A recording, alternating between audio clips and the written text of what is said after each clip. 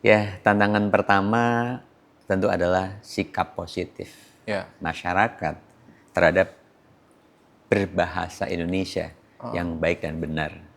Ini tentu masih rendah ya. Kalau ada pejabat publik yang tidak menggunakan bahasa Indonesia yang baik dan benar, apa konsekuensinya?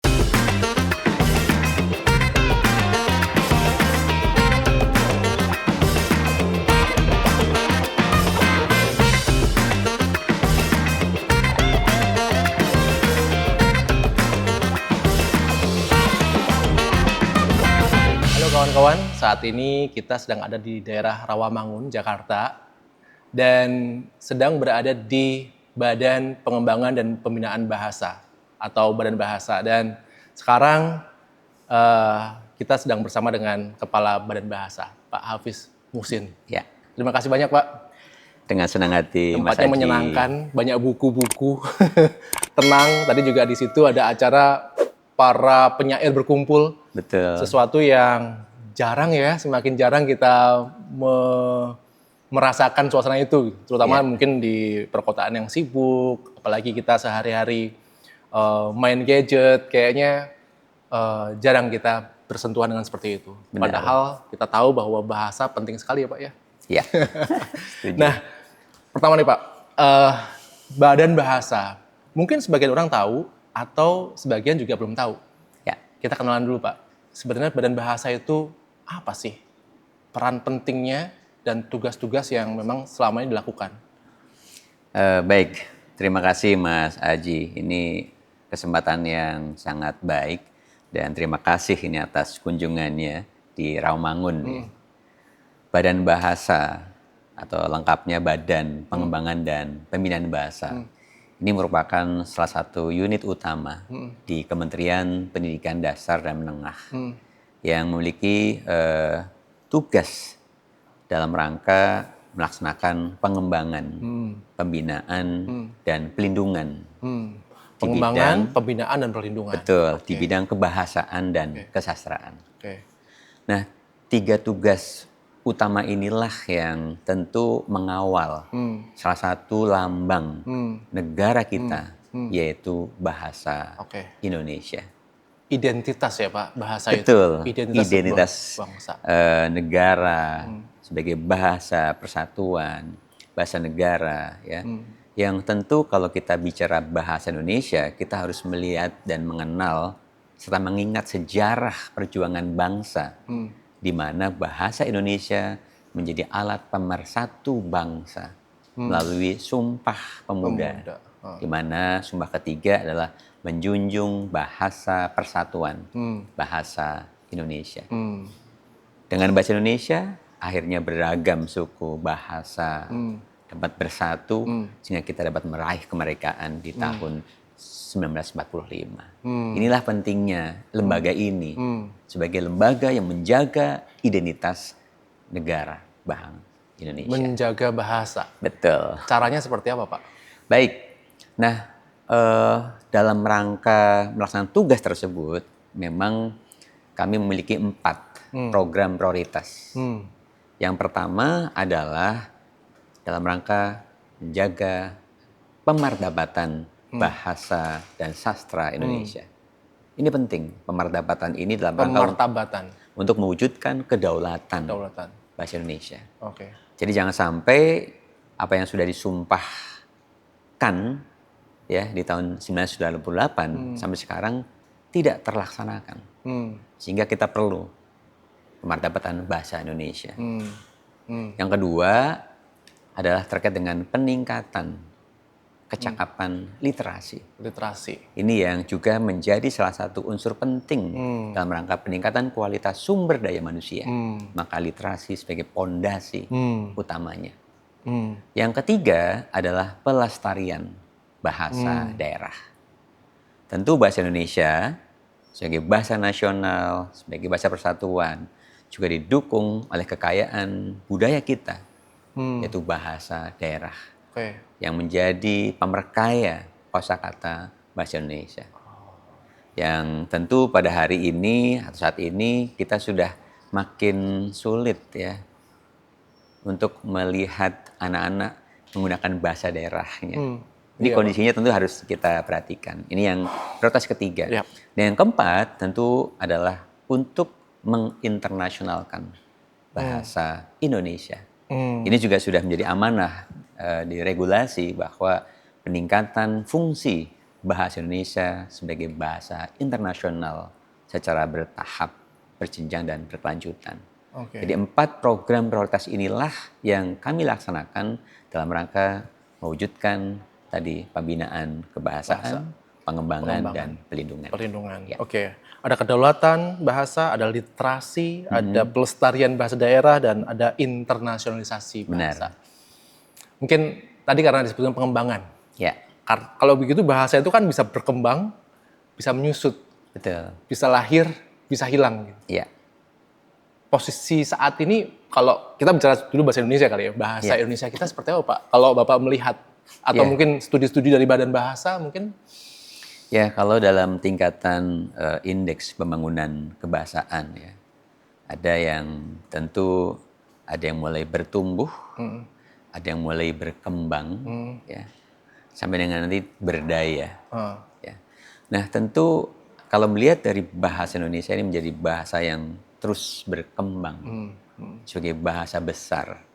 Apalagi sekarang bahasa Indonesia telah ya diakui sebagai bahasa resmi di forum UNESCO. Dalam sidang umum UNESCO itu menjadi bahasa resmi yang ke-10. Ya. Yang kedua tentu kosakata-kosakata yang ada di Kamus Besar Bahasa Indonesia ini juga terus kita kembangkan. Ya. Ini juga menjadi salah satu indikator Oh, ini kamus. bahwa kamus ini mencatat bahasa yang digunakan oleh masyarakat. Oke. Dan kalau kata-kata itu memang belum ada di dalam padanan Indonesianya, itu bisa dilakukan penyerapan. Apakah dari bahasa daerah, apakah dari bahasa asing, atau unsur baru, istilah kata yang dikembangkan. Yang kedua, dalam pengembangan ini juga kita mengupayakan bagaimana bahasa Indonesia ini juga digunakan secara baik dan benar. Baik di ruang publik maupun di naskah-naskah dinas. Dan pengembangan ini tentu kami lakukan bersama para pakar, ya, para akademisi, para pelestari bahasa daerah, ya, para pegiat literasi, dan juga kita lakukan melalui unit pelaksana teknis yang ada di daerah. Jadi Badan Bahasa memiliki 30 balai dan kantor bahasa 30 yang balai. tersebar di seluruh Indonesia. Ini tentu menjadi sebuah representasi yang melaksanakan tugas pusat yang dilakukan di daerah sesuai dengan wilayah kerjanya. Oh, ada 30 balai bahasa. Benar. Itu untuk salah satunya selain untuk mengembangkan atau apa ya, membina bahasa Indonesia, juga melestarikan bahasa daerah. Benar sekali. Dan tadi kita juga kaget ternyata ada kamus bahasa daerah. Di sini ada kamus bahasa Palembang. Iya, iya. Ini luar biasa. Dan ini setiap bahasa ada kamusnya, Pak ya? Ya, kita selalu mengembangkan tadi ya. Di samping bahasa Indonesia, juga dalam rangka pelestarian bahasa daerah, kita susun korpus. Ya. Kita susun kamus bahasa daerah, bahasa Indonesia. Ini juga menjadi salah satu alat penting agar kosakata-kosakata yang ada di dalam bahasa daerah terdokumentasikan dengan baik, dan para siswa, masyarakat, ya, murid, dosen, guru, ya, dan semua pihak itu dapat mempelajari kamus bahasa daerah dengan mudah.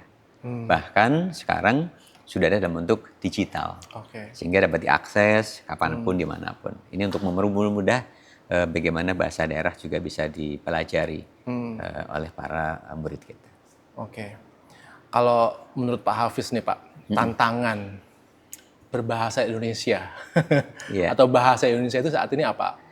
Ya, tantangan pertama tentu adalah sikap positif masyarakat terhadap berbahasa Indonesia yang baik dan benar. Ini tentu masih rendah. Ya. Kenapa? Karena kita melihat terkadang kita masih juga lebih suka ya, atau lebih dikatakan keren kalau menggunakan bahasa asing. Padahal di forum nasional. Forum nasional. Yang forum resmi, di mana undang-undang, perpres, bahkan sekarang sudah ada peraturan menteri pendidikan dasar menengah nomor 2 tentang pedoman pengawasan penggunaan bahasa Indonesia.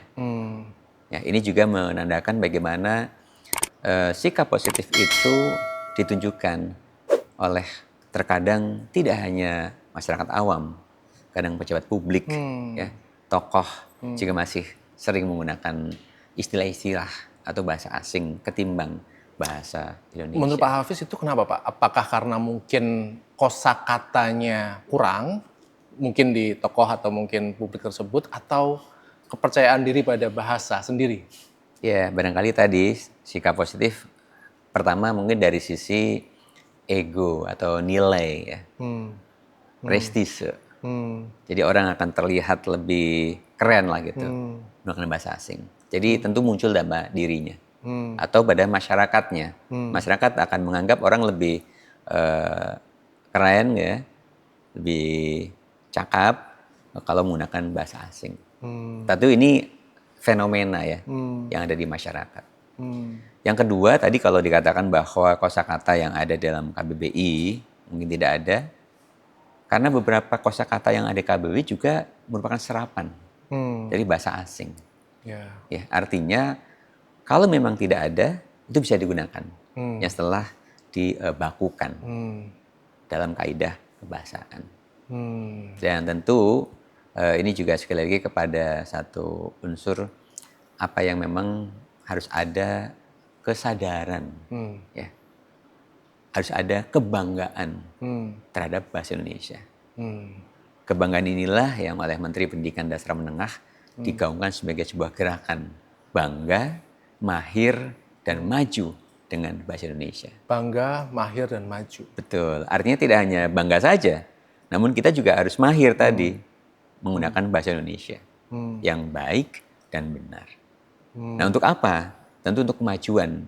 Pada saat kita bisa menguasai bahasa Indonesia yang baik benar, akan meningkatkan literasi kita, pemahaman tidak hanya membaca, namun memahami kaidah, konteks yang dibaca, dan bisa menyampaikan kepada masyarakat, kepada publik, kepada mitra bicaranya dengan baik. Maka tentu penyampaiannya dengan baik dapat diterima dengan baik dan dapat dipahami dengan baik. Jadi kalau keterampilan berbahasa ini Pak, ya kalau saya tadi nyimak nih, Pak Hafiz kayaknya bahasanya itu kalau diketik itu nggak perlu diedit gitu ya. Jadi kayaknya saya belum menemukan kayaknya serapan-serapan yang apa namanya dalam serapan pasti ada ya, tapi bahasa-bahasa asing yang nyelip dan sebagainya itu rapih gitu ya. Kan nggak semua orang bisa kayak gitu kan, apalagi dalam bahasa percakapan sehari-hari. Bahkan mungkin dalam forum-forum, dalam sebuah panggung apa namanya? Talk show itu apa bahasa Indonesianya ya? Bicara publik. Bicara publik, bicara publik itu kan bahkan maaf GNFI pun pakai bahasa Inggris dan Good News from Indonesia gitu. Program ini pun pakai Kutok walaupun karena kami waktu itu ada sejarahnya GNFI awalnya memang banyak bahasa Inggrisnya gitu ya untuk menyiarkan hal-hal baik tentang Indonesia. Tapi jadi siapa aja yang berperan di situ ya untuk menjaga bahasa ini? Kita lihat misalkan apakah itu di ruang-ruang pendidikan atau di rumah, karena banyak juga orang tua yang sebagian ya yang lebih mendorong untuk bahasa apa ya prioritas yang diajarkan ke anak adalah bahasa asing karena merasa nanti bahasa Indonesia gampang belajarnya. Bagaimana Bapak melihat itu? Ya, tentu yang pertama kita mengacu kepada apa yang menjadi ketentuan regulasi, ya, bahwa di dalam peraturan presiden memang mewajibkan menggunakan bahasa Indonesia di ruang publik, ya, khususnya di forum resmi, baik dalam negeri maupun luar negeri. Yang kedua, dalam tata naskah dinas. Nah sekarang pertanyaannya, kalau ada pejabat publik yang tidak menggunakan bahasa Indonesia yang baik dan benar, apa konsekuensinya? Nah, itu apa? Kan memang tidak ada yang kemudian dihukum atau dipenjara gara-gara berbahasa Indonesia yang salah gitu ya. Nah tadi makanya sikap positif itu penting. Namun sebagai sebuah perangkat yang dapat meningkatkan sebuah aktivitas berbahasa dengan baik, maka Kementerian tadi menetapkan Peraturan Menteri nomor 2 tahun 2025 tentang pedoman pengawasan penggunaan bahasa Indonesia. Ini tadi menyatakan siapa nih yang bertanggung jawab ya. Sehingga kita namakan adalah tim pengawasan penggunaan bahasa Indonesia yang ada di pemerintah pusat maupun daerah. Nah, tim inilah yang dibentuk oleh pemerintah pusat dan pemerintah daerah melalui keputusan gubernur kalau daerah, di mana setelah ex officio nanti sekretaris daerah atau sekda itu bertindak selaku ketua tim pengawas, di mana tim ini tentu melibatkan berbagai unsur, baik dari katalah pamong praja yang nanti akan melihat ya, dari akademisi, dari pemerhati, gitu ya, dari organisasi pemerintah daerah, gitu ya, termasuk dari balai bahasa. Nah, tugas daripada tim pengawasan itu ada 4. Jadi yang pertama melakukan sosialisasi. Bagaimana sih sebenarnya aturan ya yang mewajibkan kita menggunakan bahasa Indonesia? Bagaimana mekanisme kegiatan atau kerja tim pengawasan ini? Dan kemudian apa yang akan dilakukan oleh tim pengawasan agar publik tahu juga bahwa ini sudah ada tim pengawasan loh, bahwa ruang-ruang publik maupun tata naskah akan diawasi penggunaannya. Yang kedua adalah melakukan sosialisasi yang pertama, yang kedua adalah melakukan pemantauan. Jadi kita pantau dulu nih objek-objek yang menjadi sasaran pengawasan itu. Baik di instansi pemerintah, tadi satuan pendidikan, sekolah, perguruan tinggi, badan usaha milik negara, badan usaha milik daerah, maupun ruang-ruang publik lainnya, termasuk tempat wisata, pasar, rumah sakit, dan sebagainya. Yang ketiga, setelah kita lakukan pemantauan, oh ternyata ini masih salah, ini belum sesuai, maka kita melakukan pendampingan. Supaya betul-betul dari hasil pemantauan diketahui ini tingkatannya masih belum sesuai, maka rekomendasinya adalah seperti apa. Jadi sudah diberikan masukan-masukan yang walaupun mungkin tidak serta-merta, saat itu juga harus diganti. Pasti ada tahapan-tahapannya. Nah setelah melakukan pendampingan, diharapkan tentu ada perubahan, ada perbaikan. Nah untuk mengukur apakah sudah ada perbaikan sebelum dan sesudah, maka tahap berikutnya adalah evaluasi. Evaluasi tentu dijadikan sebagai salah satu tolok ukur untuk memberikan apakah itu apresiasi atau mungkin rekomendasi apa yang harus dilakukan oleh lembaga-lembaga yang dipantau tersebut. Ada rankingnya gitu Pak ya? Ya, ada satu upaya itu. Bahkan sekarang kita sudah memiliki tolok ukur ya, gambaran umum terkait dengan kinerja pembangunan kebahasaan dan kesastraan yang ada di masing-masing daerah. Kita namakan Indeks Pembangunan Kebahasaan. Indeks Pembangunan Kebahasaan? Iya, atau kita singkat IPBAS. Ya. Jadi IPBAS ini akan menjadi peta ya, tingkat pembangunan kebahasaan di nasional maupun daerah. Dan ini akan menjadi indikator kinerja provinsi yang nanti yang terbaik akan diberikan apresiasi penghargaan dari kementerian berupa Piala Adi Bahasa. Nah pialanya ini nih, juga nih. Piala seperti Piala Dunia ya. Iya, siap. Iya Pak. Oke.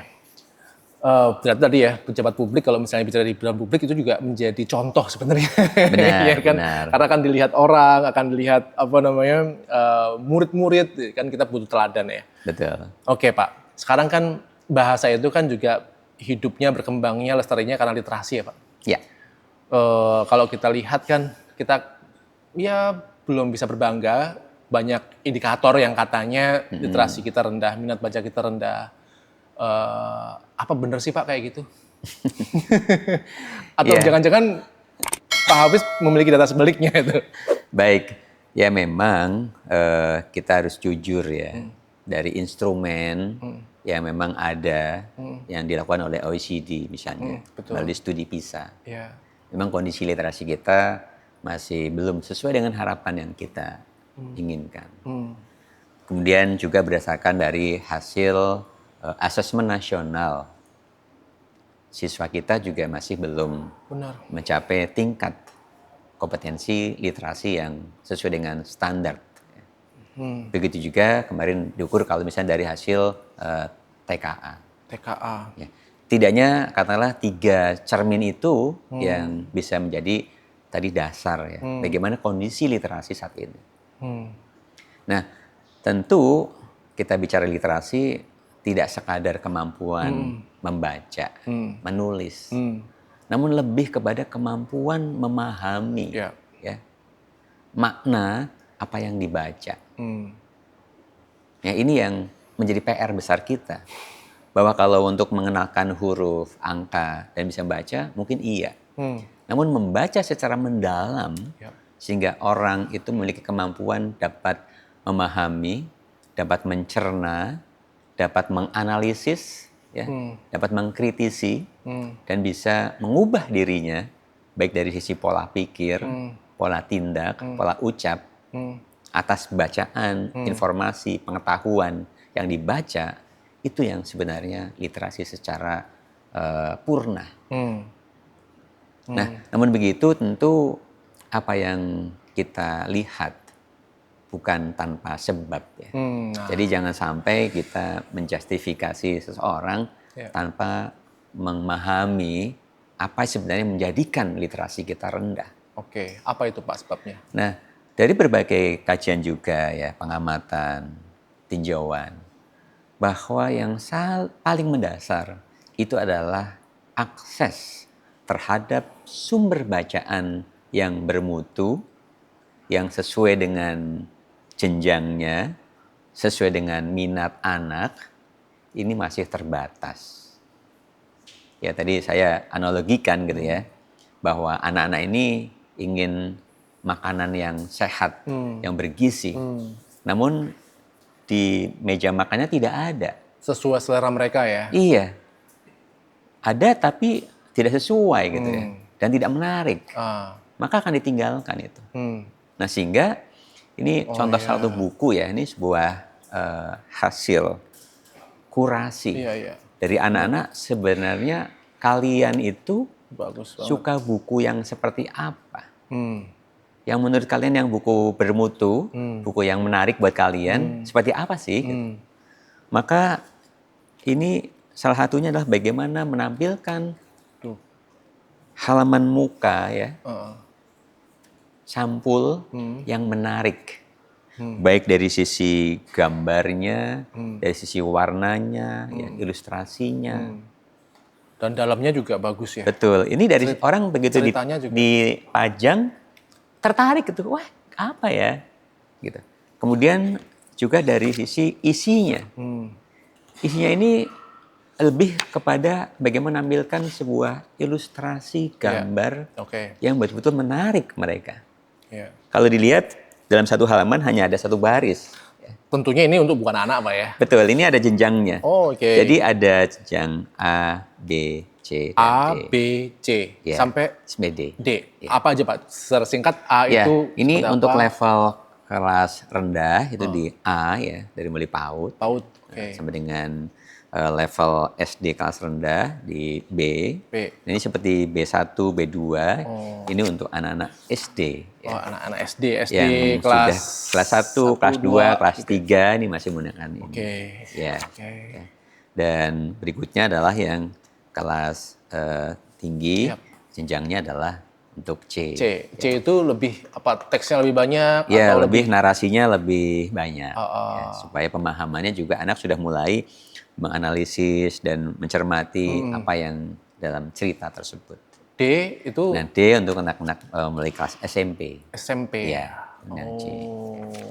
Nah, ini juga tentu perlu kita tadi sesuaikan dengan minat, dengan jenjang, dan ketertarikan mereka. Dan tadi itu untuk menentukan ini buku yang diminati, itu berdasarkan perencanaan internal atau memang mendapatkan lewat survei pembaca atau apa gitu? Iya, ibaratnya tentu kami di Badan Bahasa mencoba melakukan pengumpulan informasi, ya, penggalian data. Kira-kira buku-buku yang seperti apa sih yang diminati? Tentu kita mengacu kepada buku-buku internasional, ya, buku luar negeri juga. Kemudian buku-buku yang diterbitkan juga oleh para penerbit. Kita kumpulkan yang baik-baik, ya. Kemudian kita mencoba untuk melakukan penyusunan dengan melibatkan seluruh ekosistem perbukuan melalui sayembara penulisan buku, ya, dengan ilustrasi-ilustrasi yang menarik.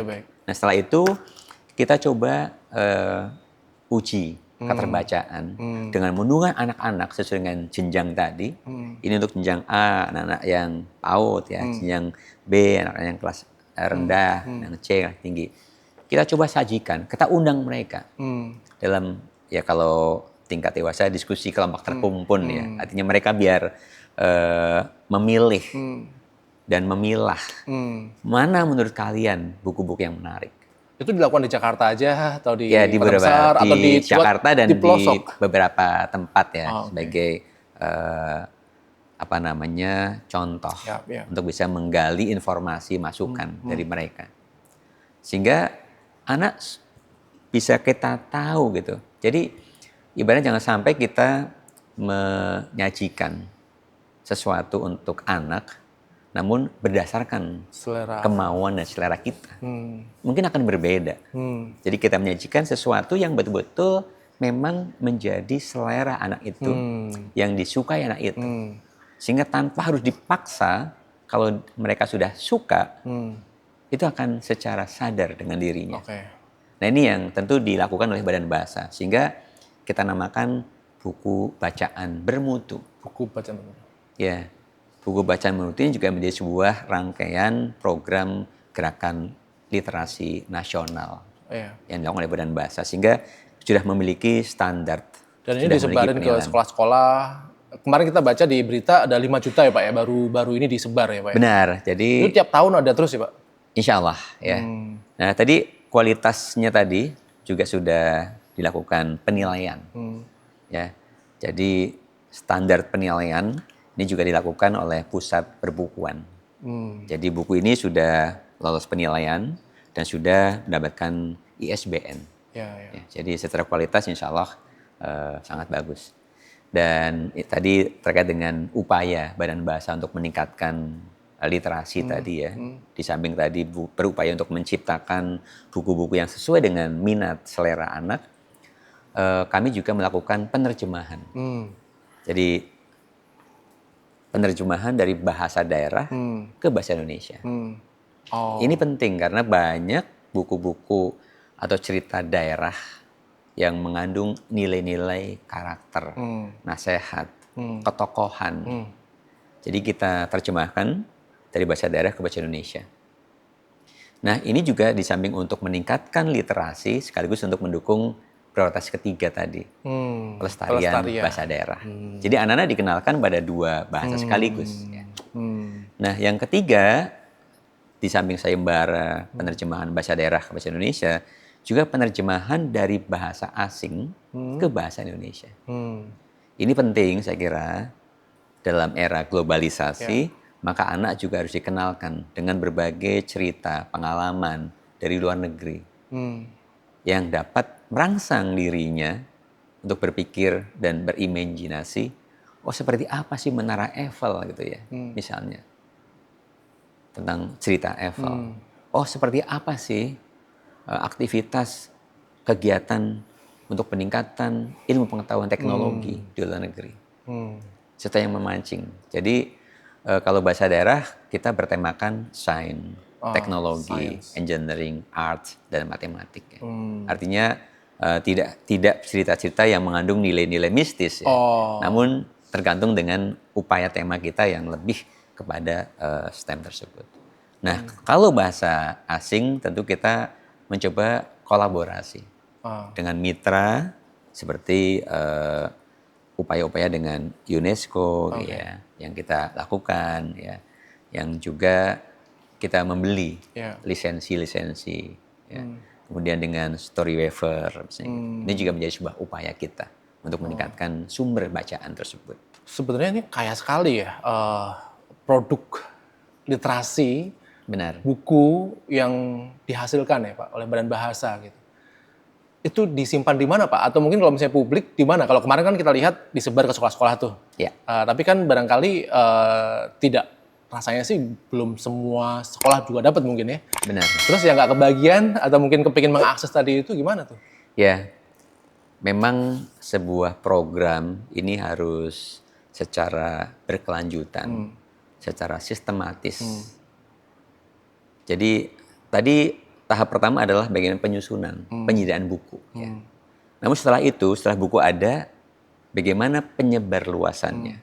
Maka Badan Bahasa memiliki program pencetakan dan pengiriman buku bacaan bermutu ini. Yeah.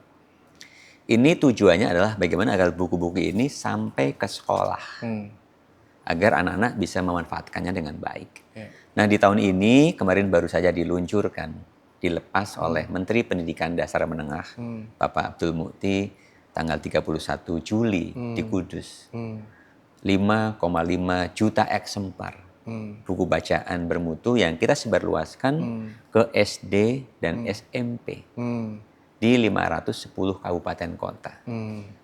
Tentu memang karena jumlah yang terbatas, kita akan fokus dulu kemarin kepada sekolah dasar dan sekolah menengah pertama yang tingkat indeks literasinya masih di bawah standar berdasarkan hasil asesmen nasional. Ibaratnya kita memberikan obat ya, atau yang paling membutuhkan dulu. Mana yang penyakitnya kritis dulu, kita berikan buku-buku itu. Nah, namun tidak sampai di situ saja. Artinya buku itu setelah sampai diapakan. Ini yang terpenting juga. Jadi Badan Bahasa juga menyusun modul pemanfaatan buku bacaan tersebut. Bagaimana menatanya, bagaimana memanfaatkannya gitu. Kepada para guru atau pengelola perpustakaan. Nah, upaya yang lainnya adalah setelah itu dilakukan pengiriman dan pendampingan pemanfaatan buku. Tadi disampaikan juga bagaimana supaya buku ini mudah diakses. Tentu kalau keterbatasan dari si cetak, maka dalam era teknologi saat ini kita memanfaatkan dalam bentuk buku digital. Ini juga selaras dengan visi kementerian, ya, mewujudkan pendidikan bermutu untuk semua. Jadi akses terhadap buku ini bisa dilakukan secara cetak maupun secara online, digital. Nah, platformnya ada di Rumah Pendidikan. Ini sebuah platform pembelajaran yang dapat diakses. Di sana ada ruang murid, ada ruang guru, gitu ya, ada ruang bahasa, ada ruang publik, gitu ya. Dan di ruang murid inilah buku-buku itu ada di sana. Jadi di Rumah Pendidikan, di ruang murid, nanti di sana ada ruang buku, guru, ruang bahasa, buku terbitan dari Kementerian Pendidikan Dasar Menengah, termasuk ada buku digital. Dan buku digital ini di samping buku digital yang merupakan bentuk digital dari buku-buku cetak, juga kami fasilitasi juga buku audio dan buku video. Sehingga bagi anak-anak yang memiliki keterbatasan ini dapat menikmati buku audio maupun buku video.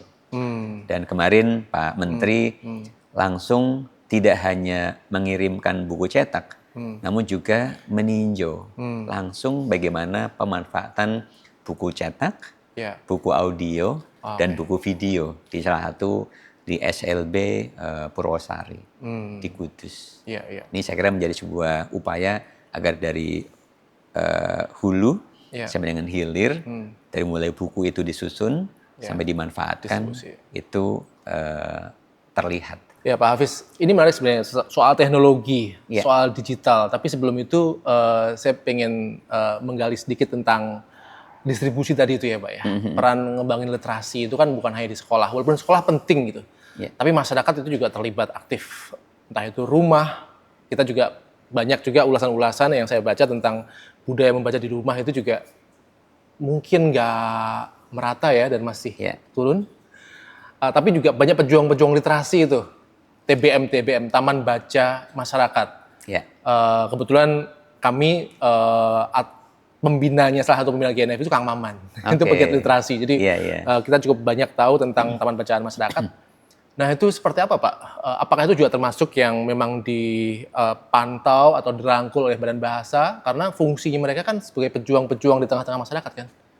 Iya, benar sekali Mas Aji. Jadi Pak Menteri memiliki strategi bagaimana mewujudkan pendidikan bermutu untuk semua. Maka strateginya adalah partisipasi semesta. Berbicara literasi, maka tidak hanya di ruang kelas, namun juga di ruang lingkungan masyarakat, keluarga. Tentu guru tidak bisa langsung terlibat di dalam ekosistem masyarakat, komunitas. Maka kita melakukan upaya, ya, bagaimana koordinasi, kemudian kolaborasi dan pemberdayaan. Forum Taman Bacaan Masyarakat yang menaungi taman bacaan masyarakat di seluruh Indonesia.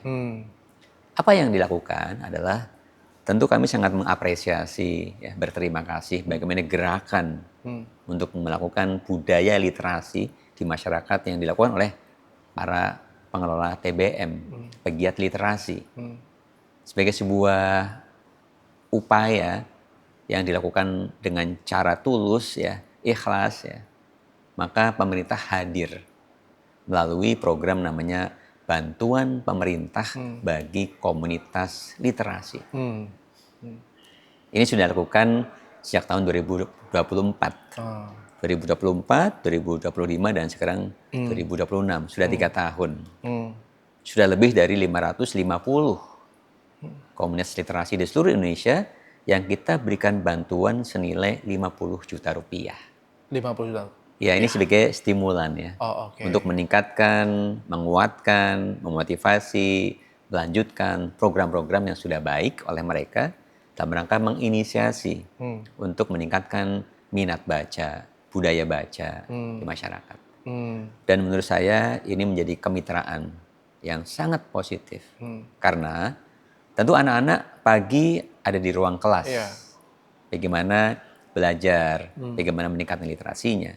Setelah pulang, jangan sampai aktivitas untuk belajarnya terputus.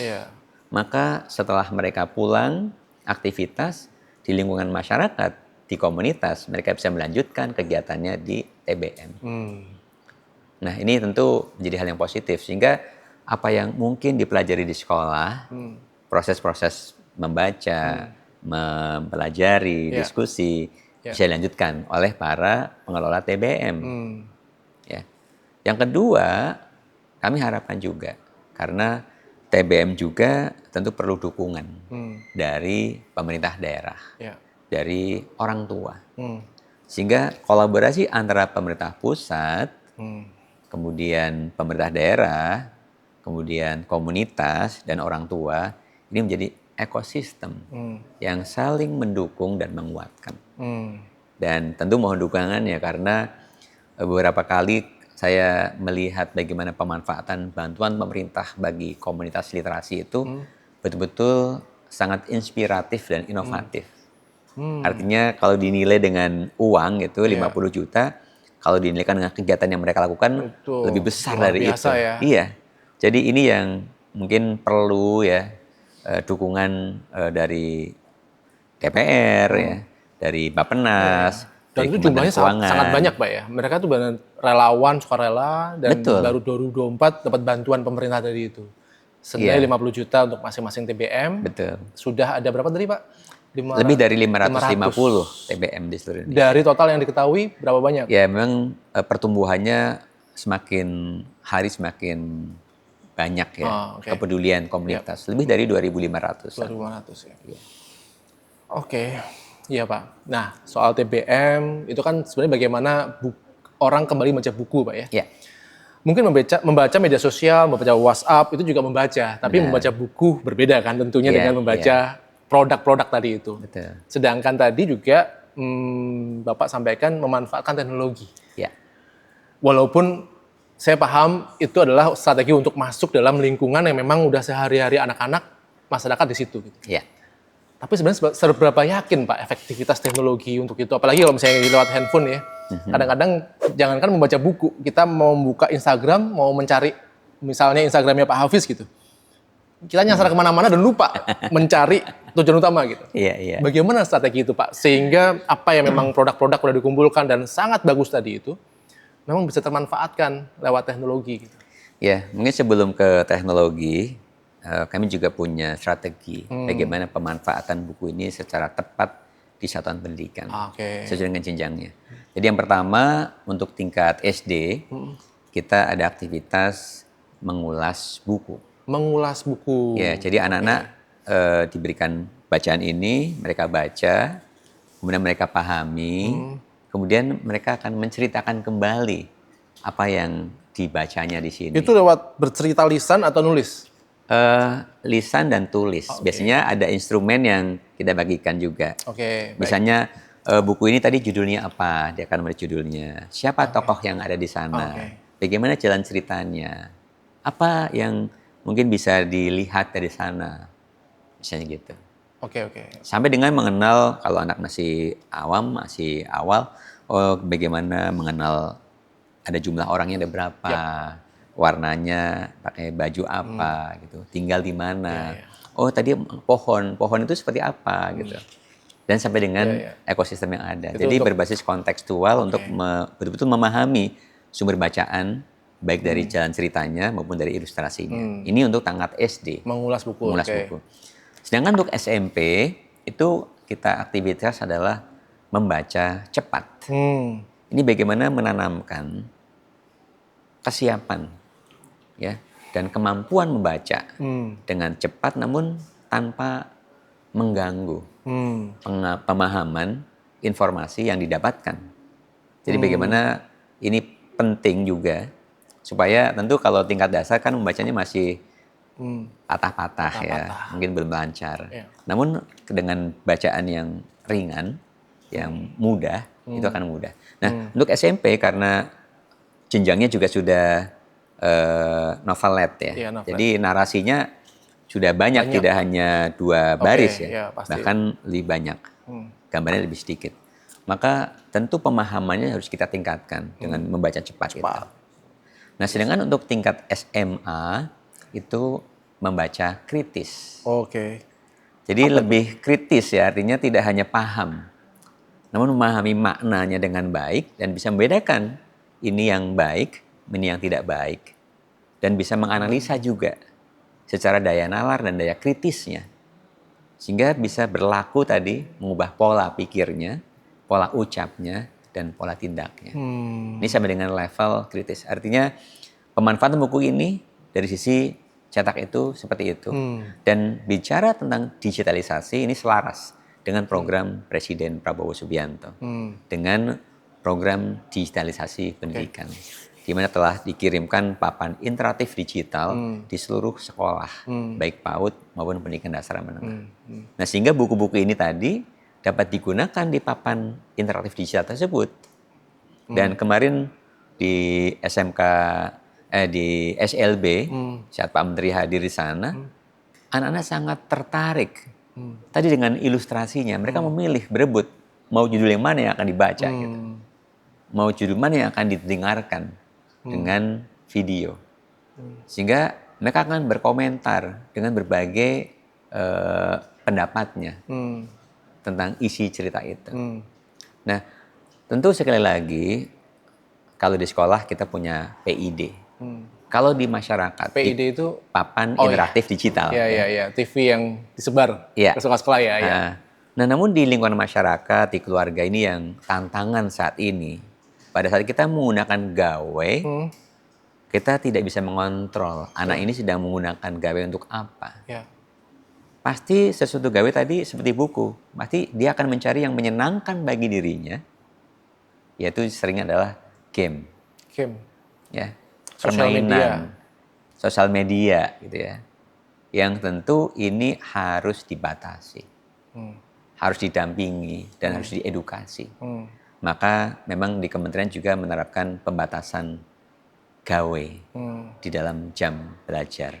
Nah, namun pada saat di luar jam sekolah, maka kita harapkan para orang tua khususnya di rumah dapat memandu anaknya, mendampingi anaknya, membacakan buku cerita yang berupa buku cital maupun untuk mendengarkan buku audio dan menonton dan mendengarkan buku video. Ini yang tentu kami mohon ya. Bagaimana orang tua harus bijak dalam memanfaatkan gawe dan dapat mendukung upaya untuk anak bisa memanfaatkannya dengan baik. Dan media yang ada di sini adalah ada di rumah pendidikan, ada di buku digital yang dapat diakses secara mudah. Yeah. Dan kemarin salah satu contoh di UIN ya, Jambi, ada satu dosen yang memiliki anaknya untuk mereka dikenalkan dengan buku audio.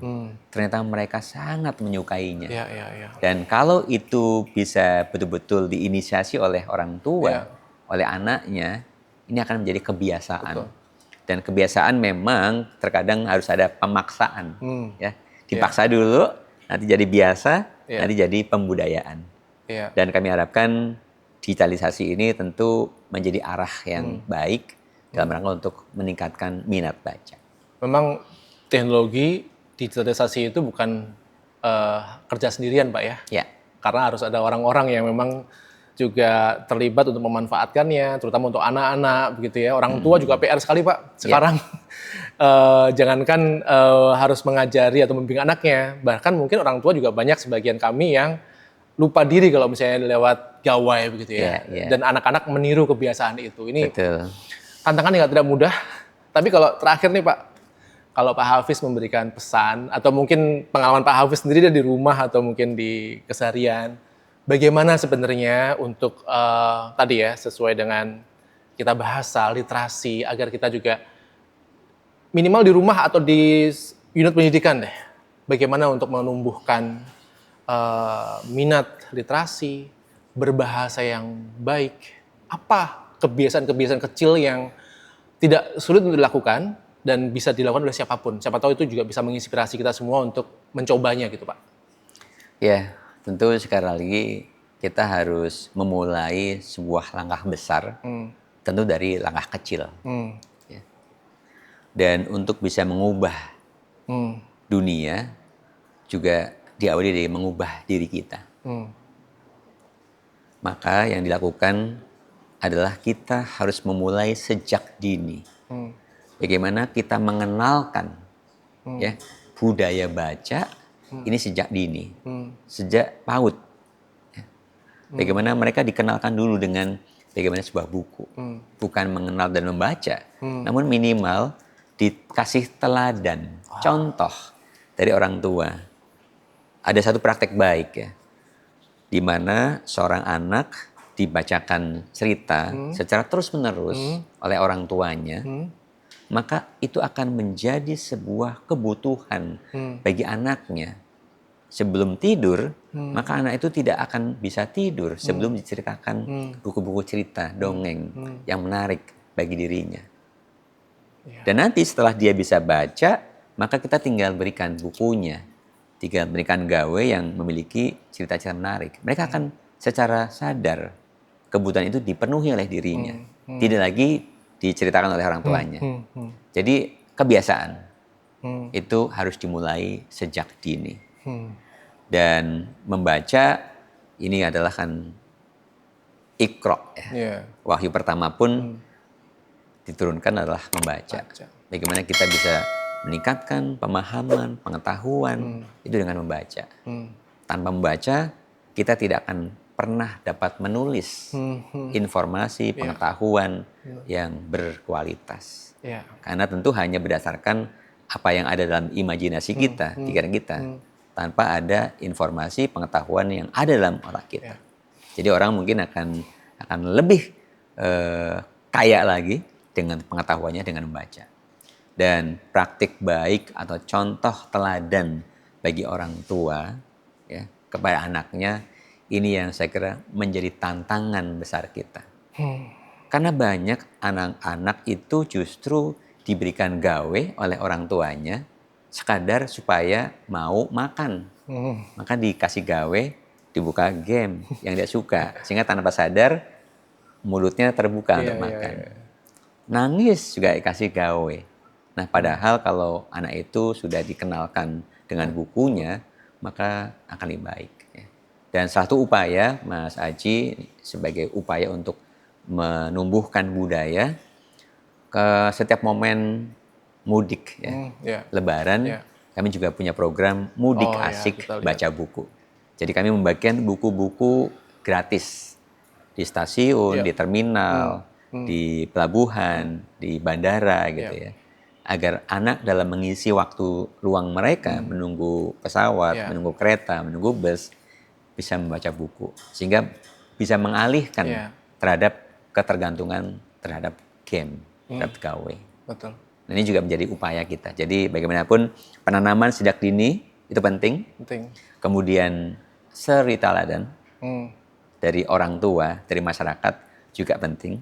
Ya, yang tentu pemanfaatan gawe teknologi dengan bijak itu juga sangat penting. Oke, baik Pak Hafiz. PR kita banyak sekali tentang bahasa ini.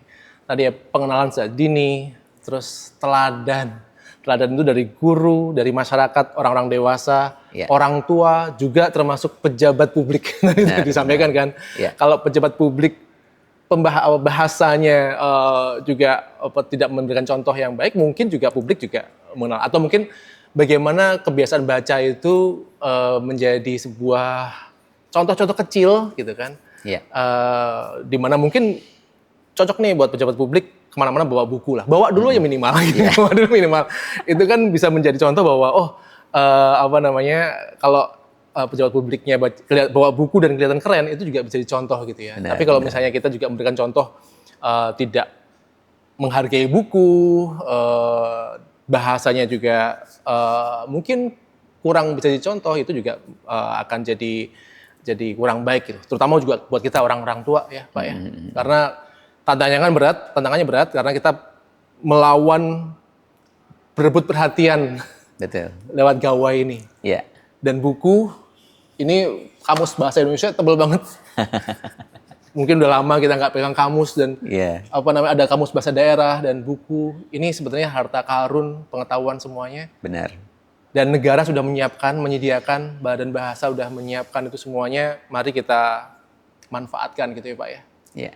Saya udah membuka rumah pendidikan dan itu sebenarnya keren banget. Benar. Kita berharap teman-teman juga membukanya. Coba deh buka dulu deh. Dan di situ ada semua informasi. Kebetulan anak saya ada SD, SMP, SMA. Saya lihat, ini sebenarnya nggak perlu les lagi nih kayaknya. Di semua situ udah ada gitu. Dan barusan rumah pendidikan sudah mendapatkan penghargaan dari PBB. Ini menjadi sebuah karya anak bangsa. Dalam rangka untuk mencerdaskan kehidupan bangsa melalui teknologi yang dapat diakses dimanapun kapanpun. Saya kira ini juga perlu diapresiasi. Kalau dunia sudah mengapresiasi, maka kita sebagai warga negara harus memanfaatkannya gitu ya. Oke, baik, terima kasih Pak Hafiz. Itu dia sudah ada teman-teman rumah pendidikan atau apapun yang disediakan, sayang banget kalau nggak dimanfaatkan. Kalau kita nggak mengaksesnya bukan Pak Hafiz yang rugi sebenarnya, tapi publik yang rugi karena fasilitas sebagus itu, tapi kita tidak memanfaatkannya. Pak Hafiz, terima kasih banyak. Sukses untuk kerja-kerja besar Badan Pengembangan dan Pembinaan Bahasa. Untuk mengembangkan, melestarikan bahasa Indonesia dan daerah tentunya. Semoga masyarakat juga bisa terlibat, kita bisa terus berkolaborasi ke depannya. Sebelum mengakhiri saya ingin ajak masyarakat, ini adalah bulan kemerdekaan Republik Indonesia ya. Kita punya semangat Trigatra bangun bahasa. yaitu utamakan bahasa Indonesia, lestarikan bahasa daerah, kuasai bahasa asing. Jadi sebagai warga negara, maka bahasa Indonesia harus kita utamakan. Terima kasih. Terima kasih. Sampai ketemu lagi Pak Hafiz. Dengan senang hati Mas Anji.